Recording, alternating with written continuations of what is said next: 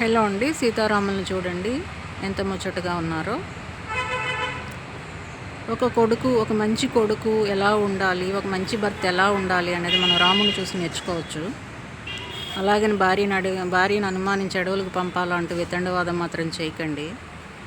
అది సీతమ్మ వారి గొప్పదనాన్ని ప్రపంచానికి చాటే ప్రయత్నమే తప్ప ఆయన భార్య మీద ఆయనకి నమ్మకం లేక కాదు. నెగిటివ్ పాయింట్స్ వద్దు, పాజిటివ్గానే చూద్దాం. అలాగే భర్త కష్టాల్లో ఉంటే అండగా ఎలా నిలబడాలనేది సీతమ్మ వారిని చూసి నేర్చుకోవాలి. అన్నగారు కష్టాల్లో ఉంటే నాకెందుకు అనుకోకుండా సర్వకాల సర్వావస్థల్లో అండగా ఎలా నిలబడాలనేది లక్ష్మణుడిని చూసి నేర్చుకోవచ్చు.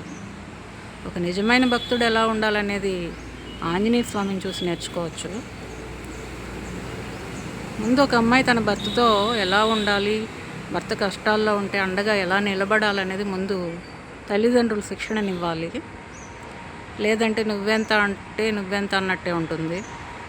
అందులోని ఇప్పుడు స్త్రీ పురుషులకి సమాన అవకాశాలు ఉన్నాయి కాబట్టి, ఆర్థిక స్వాతంత్రం ఎక్కువగా ఉంది కాబట్టి నీ లెక్కేంటి అన్నట్టే ఉంటున్నారు.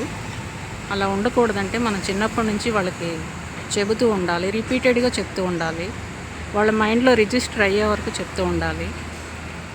అలాగే తండ్రి అడవికి వెళ్ళమన్నప్పుడు నేనెందుకు వెళ్ళాలి అంటూ ఆయన వితండవాదం అయితే చేయలేదు, ఎందుకని కూడా అడగలేదు. సైలెంట్గా వెళ్ళిపోయాడు ఆయన. అది ఆయన గొప్పతనం. తల్లిదండ్రులకి రెస్పెక్ట్ ఎలా ఇవ్వాలనేది రాముడిని చూసి నేర్చుకోవచ్చు. లక్ష్మణుడు కూడా రాముడికి ఏమీ తక్కువ కాదు. ఆయన కూడా సకల గుణ సంపన్నుడే. ఇంకా హనుమంతుడి గురించి చెప్పాల్సిందేమీ లేదు. ఆయనకి సీతారాముల పట్ల అపారమైన భక్తి ఉంది. ఆయన దాన్ని చాటుకున్నాడు కూడా. సో ఏదో పురాణాలు విని వదిలేయడం కాకుండా అందులోంచి మనం నేర్చుకోవాలి.